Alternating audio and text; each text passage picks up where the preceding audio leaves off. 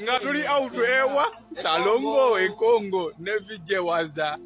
Yakubu, manage! Yes, sir. You will feel it like you want to die, but you will not die. Breaking news munda amugwanga erya DRC olutalo terunaba kubanga lugayo lukeredde olunaku leero nga Kagame accusinga munne Felix Tshisekedi okubanga olutalo luno lutandise okuyingira mu Zamwanga agavayo galaga anti ennyonyi zonna eza Rwanda zaganiddwa ku space ya DRC tebaddamu kubanga bayitawo tebaddamu kubanga babako bibayisaawo mu mbeera eyo soka olekinge ngenda kunyumiza ate embeera nga bweri obukedde olunaku leero kati olutalo lwavudde ku byobugaga lwavudde ku maanyi ensi ze gaagala okubanga zigera kati mulimu olutalo era nga omukulu owa Rwanda agamba nti Felix Tshisekedi afandinga okulaba nga abatuusi babafufugaza mu nsi eya Democratic Republic of Congo. Njagala ompe komenti kati lwayingiddemu amawanga simanyi wajja lugenda kugwera era bano yabalufabinseko nti owa Congo ayagala okulaba ate ekyalo mu 1994 that is abayogera ku genocide. Njagala tugende maaso ngenda kusomera enteekateeka zonna kakati weebukadde sitiro olunaku olwaliro nga agwali mu South Eastern olutalo lwongera okubanga lukkirira wetwogera abayekera ba M23 bakakasa nti n'ekibuga kya Kinshasa bakyagalako photocopy era nga enteekateeka bweziti bweziri. Nous sommes en direct de la ligne de front où nos éléments FARDC et les Wazalendo sont en train de s'affronter avec les rebelles rwandais du M23 RDF au niveau de Sake. Toute la force a été déployée, tous les commandants des unités et tous les jeunes qui ont ces sentiments patriotiques se sont déployés pour mettre l'ennemi hors d'état de nuire. Partout, ce sont nos éléments qui sont déployés partout. Vous le voyez, ils sont là. Ils ont dit oui pour défendre notre parti, oui pour récupérer toutes les entités conquises par l'ennemi. Aujourd'hui, cette force est déterminée à récupérer la cité de Sake. Partout là, vous êtes en train d'écouter, ce sont des détonations des armes lourdes et légères de notre côté qui sont en train de retentir et lancer du côté de l'ennemi pour les déguerpir, pour les mettre hors d'état. Bujidde onakolero Paul Kagame agambye okubanga yakoze interview eri mu kubanga yeewunyisa ensi wano mu ggwanga ate alya Congo lyennyini mwe tuli ate kossa n'ensi yonna yonna kati ye agamba nti entalo lwayongeddwamu entalo z'amawanga kati no wano lulabika nga terugenda kugwabula bujjidde olunaku leero 14 February nga amawulire okuva mu ggwanga erya Congo galaga anti bano abayekera bongedde okubanga bakkirira South Eastern kati okusinziira kw'emukutu gwe bayita Metro okuva wali mu ggwanga lya America agulaga nti abayekera abali mu kubanga obaoliawo bawamba buli kitundu ke basobola okubanga bawamba era nga bano balina enteekateeka n'ezirumba lya ddala ekibuga ekikulu wakati. Omukutu gulaga anti Governor wa ayitibwa wansi ya DRC yabawonize n'akakasa anti byonna byonna nga bigenda mu maaso abannansi balina okubeera bulindala era balina okubanga obaoliawo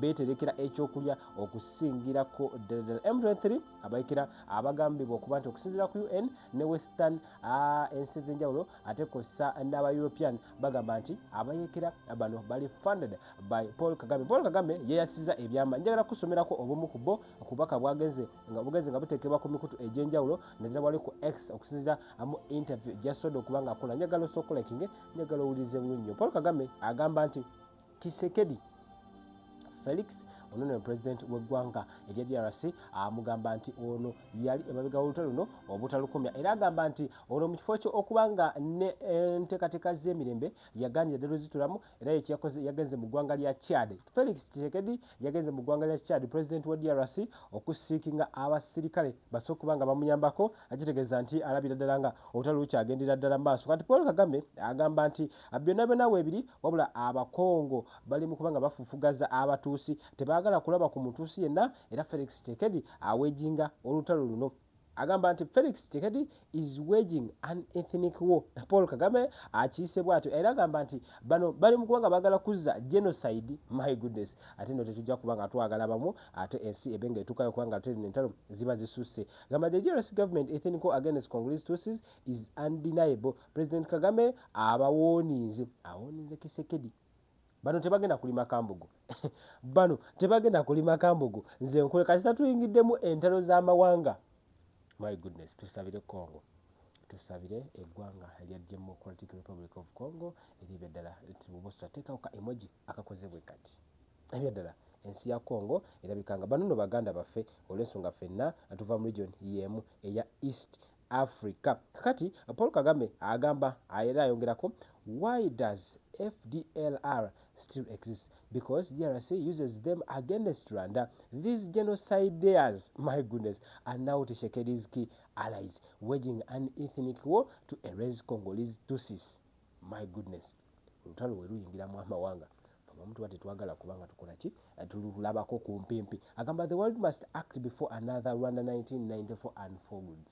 Waliwo olutalo mwena bwe tumanyi obulungi abakulu oba abasomako ku byafaayo anti ebyaddala olutalo lwa 1994 lwali lwa ttabu nnyo ne tutuuka n'okuba bakulu baffe bazadde baffe baatugamba nti baalyanga ebyennyanja ng'ekyennyanja kisobola okuba nga kyamira olugalo, ekyennyanja kisobola okuba nga kyamira nga kyamira omukono gw'omuntu. Era ebiseera ebyo abasinga bava ku byennyanja mpaka kati tebabiddako olw'ensonga nti olutalo olwo jjukira emirambo baagikasukanga mu Lake Victoria. Kati ebyennyanja ebyo byagimiranga ne bifa, bagenda okikwaka bakijje bakitwala okitunda mu katale, bagenda okiguza omuntu ng'ekyennyanja kyamira eriiso, ng'ekyennyanja kyamira ennyindo. Olutalo luno. So tugenda maaso nga tugamba nti Paul Kagame ayogedde n'agamba nti waliwo olutalo lugenda ddala maaso mu ggwanga erya DRC era nga luno olutalo ebyeddala lwa mawanga nti abatuusi bali mu kubanga baagala okufugazibwa eggwanga ate erya DRC era nga President Felix Tshisekedi yali emabega w'enteekateeka zino okusinziira ku Paul Kagame. Paul Kagame agamba bw'ati. The DRC's ethnic war, fueled by Tshisekedi's action, is not just a local issue, it is a threat to regional stability. Kagame denounces the genocidal ambitions of Tshisekedi and this is alliances with FDLR, another extremist. My goodness. Kati, mulimu ebyobugaga 1, mulimu amawanga 2, mulimu powers 3. Luno kugwa. Luno terugenda kuggwa kubanga bino ebisatu bwe bibeeranga byonna bya ttabu wabula bibeeranga biri mu place emu tomanyi kiyinza kubeerawo.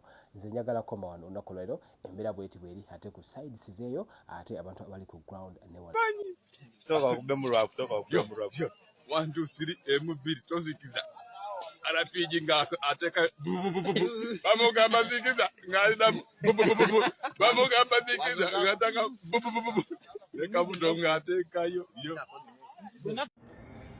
Katonda mulungi akaseera konna bo abajjonkezo balaba batuuse dda era bo batukidde mu zikampu oba n'ebitundu M23 byamaze dda okuwamba. Kati mu kaseera kano n'amagye ga Rwanda gafuwadinze maaso okwesikotinga M23 nga balumba ekibuga Bukavu akaseera kano era agavuddeyo gagamba nti olutalo luzeemu buto oba lutandise mu Bukavu emmundu eseka abantu batandise okwekweka n'okulinnya ku busozi waggulu. Okitegedde era bagamba Kongo ejjeyo ennyonyi etandise okusuula ebikompola ebyenjawulo mu kaseera kano ng'enteeseganya zigenda mu maaso mu Tanzania. Olutalo luzeemu okunyenyeetira naye nga tewatali kwekweka bano aba M23 bazina ebyokulwanyisa byotalabanga